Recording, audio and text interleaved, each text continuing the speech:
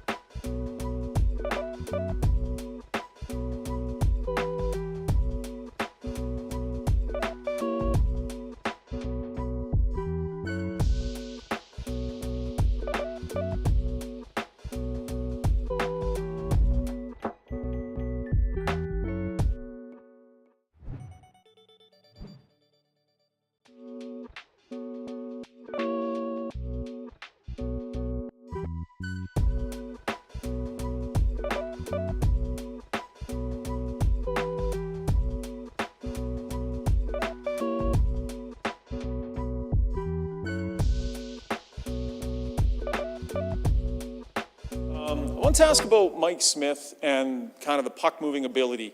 You know, it seems like, forwards are trying to support the D so that you're under less pressure. Mike Smith doing what he does kind of does that exact same thing. Just how critical is that for the way that your D wants to play, not under pressure? Yeah, it's pretty incredible the way he plays the puck and the way he sees the ice. And, we've talked to him about it, and he's always watching the play and kind of seeing it develop, and then he's coming out and he's making a play like a defenseman would. So it's hard to put into words how much of a difference it makes when you're going back for a puck, and most of the time you're not even touching it. Smitty's doing most of the work, so it's pretty amazing. And I think he's probably, he played with Turco there. I think he's probably one of the best puck handlers to ever do it. So we're lucky to have him, and he's playing great, obviously too.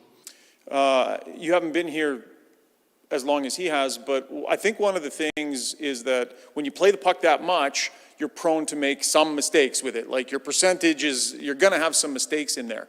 It seems to me for the amount he plays the puck, the number of mistakes that he's made this year is, his batting average is pretty solid on plays.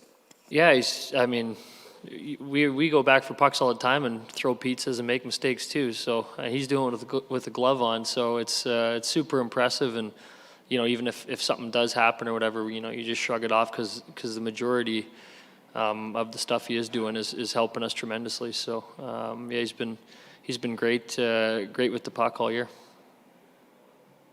Tyson, you and Brett Kulak have been put together here, and I know the last few games there's 7 defensemen, but you and Brett have had a lot of success together when you look at limiting goals, scoring goals. What have you liked about the pairing? Why has it worked? Yeah, I think Cooley's a great skater. He's super mobile, confident, and he makes good plays. And I think he's a great guy, and we just kind of communicate well. And we know what's expected of us, and I think we're doing a pretty good job of executing that. Since Jay and Dave Manson joined the team, you guys have played 7 defensemen, I think, in like 14 or 15 of the 32 games. When they do it, it's almost like guys have specialty roles, it seems. How do you like that? Is it a big adjustment for a D-man? Because, there's a lot of guys who see a few minutes come off over what their average is. How is that adjusting to it? Yeah, it's for sure an adjustment. I think you go 7 and, everyone's minutes come down a little bit, and you're probably more, like you mentioned, kind of have your specific role. And, in particular, depending on the game, what the other team's lines look like, et cetera. But, he finds a way to keep us in the groove, and you don't feel like you're sitting too long. And, I think we've been pretty successful when we've played 7. We're getting wins, and it's definitely not as taxing on the D. So, it's working, and we're playing well, so no complaints. I wanted to ask you about the fatigue factor, and is it that noticeable? Like when you're playing 3 minutes less a game, do you notice that? Do you feel like you've got more energy late in games? Yeah, for sure. I think it's definitely the less you play, the easier it is on the body. I think sometimes it can be hard to, when you do play 20 and you're up in a little higher minutes, you get into a bit of a rhythm and you're rolling and you're feeling pretty good. But it's definitely easier on the body to play less. Mentally, you got to stay in it, and that can be a challenge. But definitely easier on the body. Norris Trophy. Us scribes are voting on that thing. We're looking at Yossi. We're looking at McCarr. We're looking at some always Hedman's in there. What do you think? Who would be my pick for it? Is that what you're asking? Handicap us here. Jeez, I don't know. I think either of those two guys would be. They kind of. I know Victor's having another great year too, but I think what Yost has done is pretty spectacular. And I know Kale and what he's doing and what he's been doing. I don't know. I don't know who you give that to. I feel bad for whoever has to pick that. That's a tough one, and I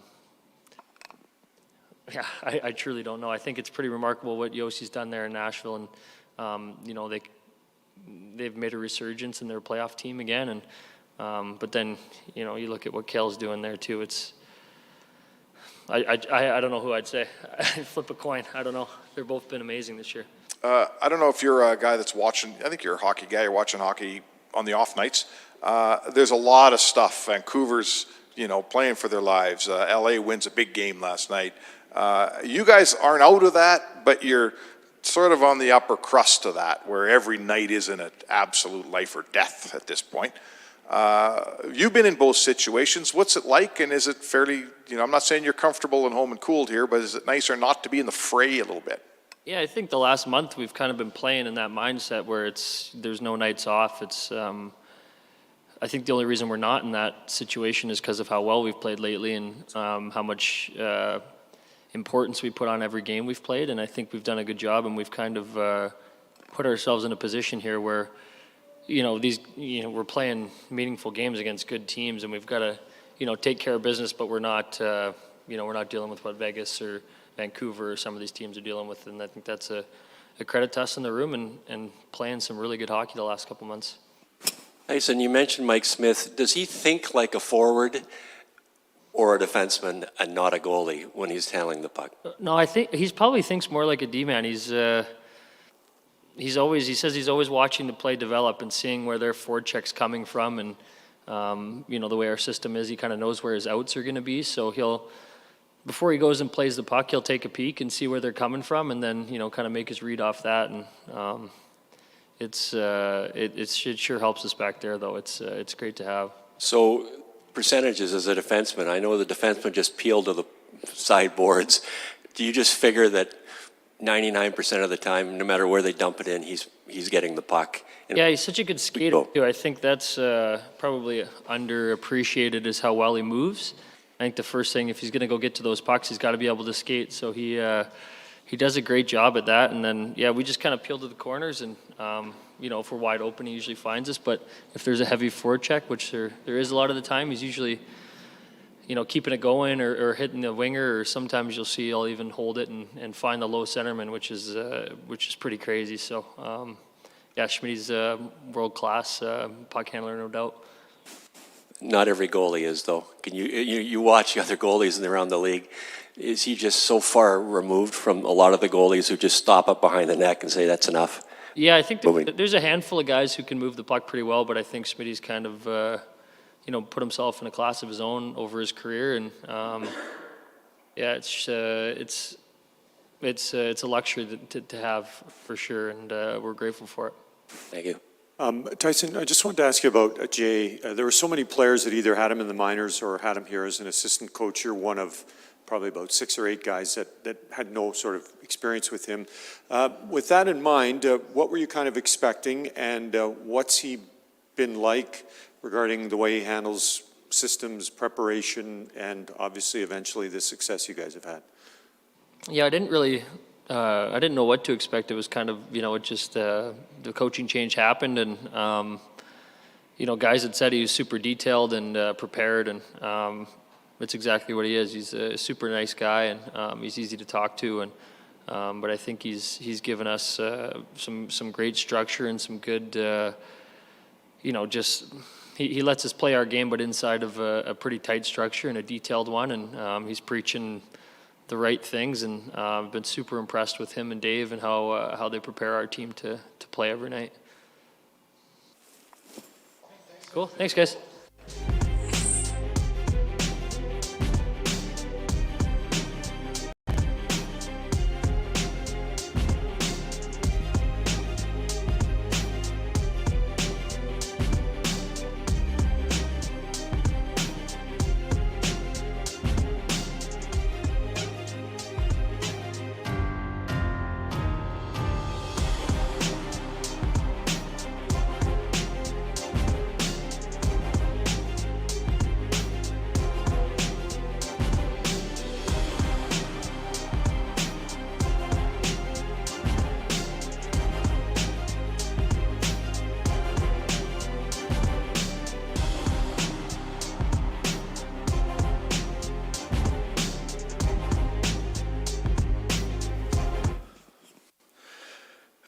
Kailer, I know you and Evan Bouchard are pretty tight. How much ribbon do you give him after he bombs one at you like that? Yeah, I'm not gonna say we're on good terms right now. Nah, joking. No, we're on good terms right now. It's a tough play. I mean, sucks it hit me, but I mean, he's trying to shoot, he's trying to score, so can't get mad at him for that. Now, was it just a stinger? Because you went off barely any weight, hopping like, you know, looked like maybe it might have broken a bone. How did you feel right away, and then what made it allowed you to come back? I mean, anytime you take one of Bush's shots, it doesn't feel good. So, I mean, I went off, you know, came back, but, you know, it's a little sore, but, you know, nothing you can't play through. Your team's on a pretty good roll here ever since Jay Woodcroft took over. You know, both offense, the defense has reduced goals significantly, but the offense is actually up, you know, over half a goal a game. What's been the addition offensively that you believe has helped you guys? What's been the tweak that's allowed you to score more goals, specifically 5-on-5? A lot of things. I think the main thing, I think we're just getting to the net more now. You know, we're playing with more confidence, you know, getting to those hard areas and, you know, finding ways to score those goals now. Was that a message that Jay brought up and showed video and said, hey, guys, this is something we have to do? Because you've always been someone who's not afraid to go there, but going to the net is more of a mindset than anything else, just being willing to want to do it. So what created the change?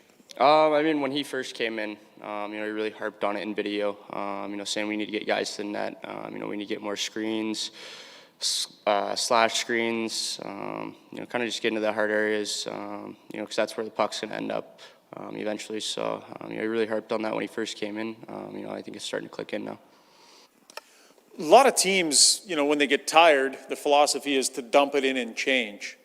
When you're playing against Mike Smith and you dump it in, you might not have that time to change. When you're on the ice and you see a team dumping it in, do you think differently when Mike Smith's in net, like, I need to be ready here? Absolutely. Smitty's probably one of the best puck handlers I think I've ever seen in the National Hockey League. The way he can get out of his net, corral a puck, and then just sling it up the ice, you know, it's pretty phenomenal, and I definitely think it has teams guessing, you know, whether he's going to hold on to it or sling it up the ice. Maybe speak to how ready you need to stay, because there's no point between his crease and the far blue line that he can't go tape to tape, it seems. I mean, just look at the pass he gave Davo, you know, in overtime, caught it, put it right down, and then gave him a breakaway, you know, for the game-winning goal. So I think you always need to be ready, you know, when he's in the net, and yeah. You, I guess I'd ask how much you're enjoying this time of year. Like, remember 2 years ago we had the bubble, and there was no stretch run. And last year was the Canadian division, and it was, by now you played the same team like 8 times in a row. This is a normal playoff stretch run. What's it like? You enjoying it?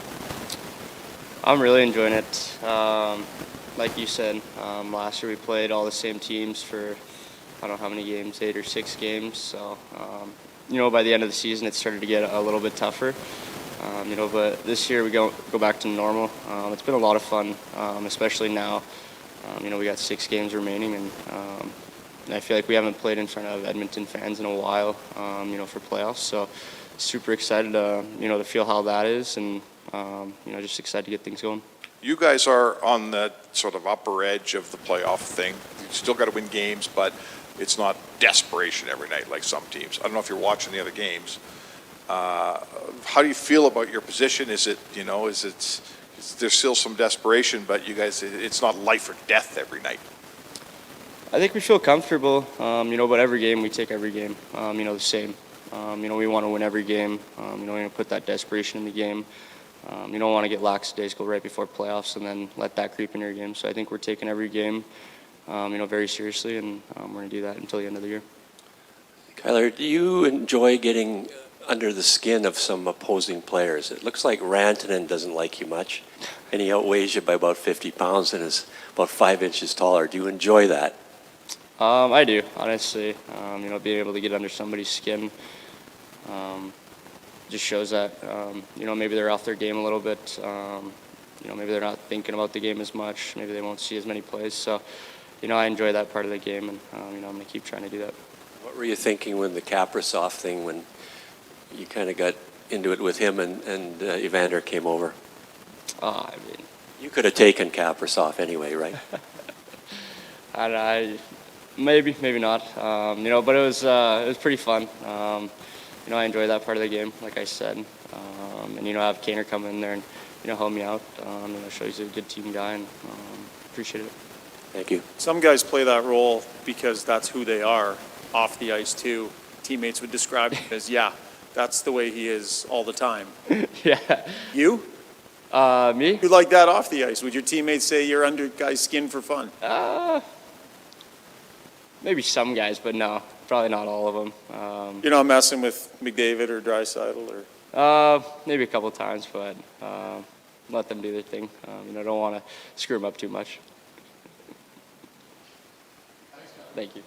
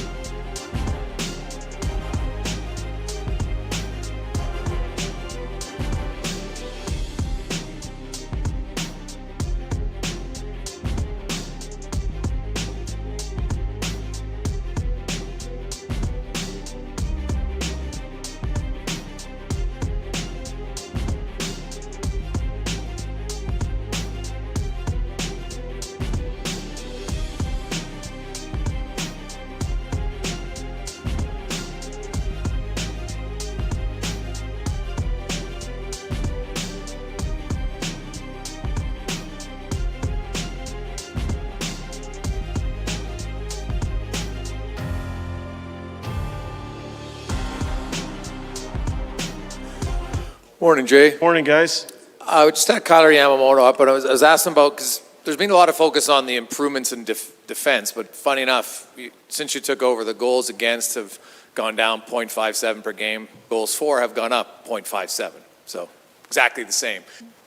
He talked about you really put an emphasis on getting to the net, hammering it home. There's definitely been more deflection goals from your team. Getting to the net, it's easy to say, harder to do. How have the guys been able to take what you've said and then incorporate it? What have you seen from your group? And is just going to the net, is that too simple is why you're improving your goals 5-on-5?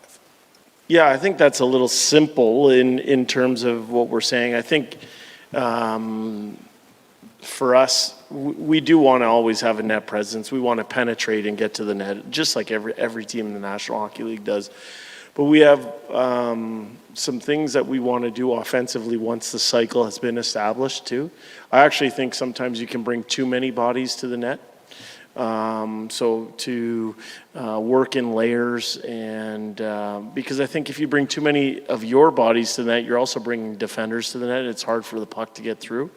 So we look at layering in the offensive zone once the cycle has been established. But I would say the biggest thing is that our players are their willingness to go to hard areas to score. It's something that we put an emphasis on right when we came up from Bakersfield, Dave and I, was that we wanted to score May and June type goals. And we think that's a habit that you establish. It's not just something that you can flick the switch at that time of year. You have to establish that habit, and it's a credit to our players because they're going to those hard areas, and the numbers reflect that.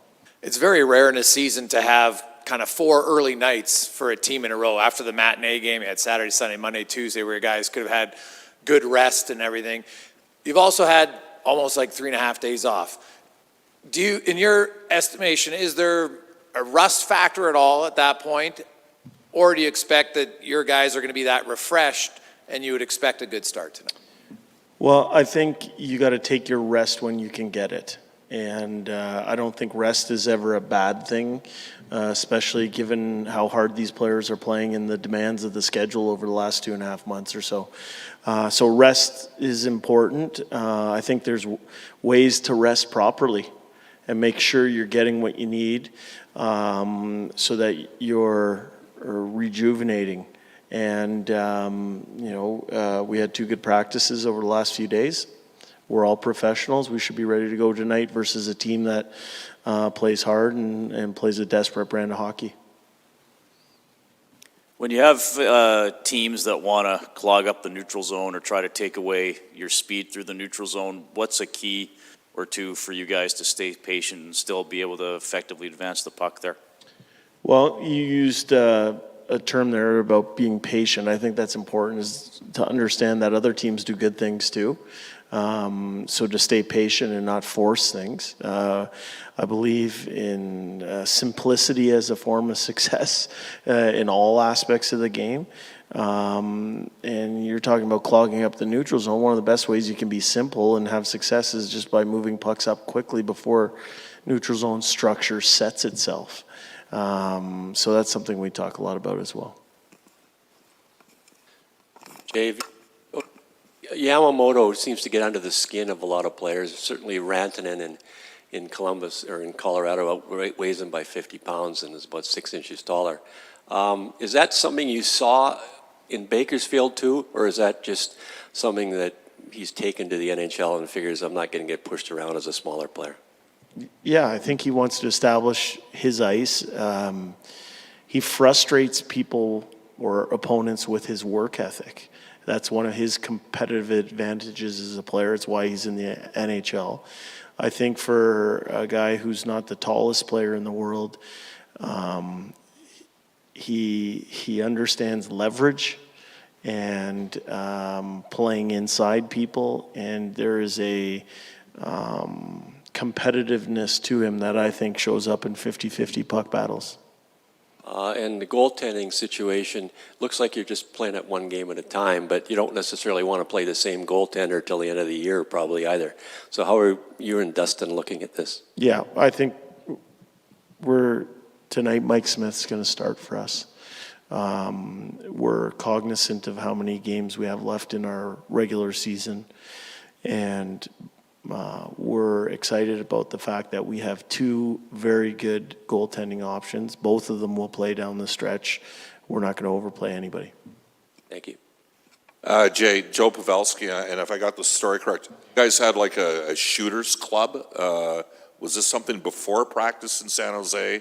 And do you think that played sort of, he's a 7th round pick. Was that part of what kind of elevated him to become a top goal scorer?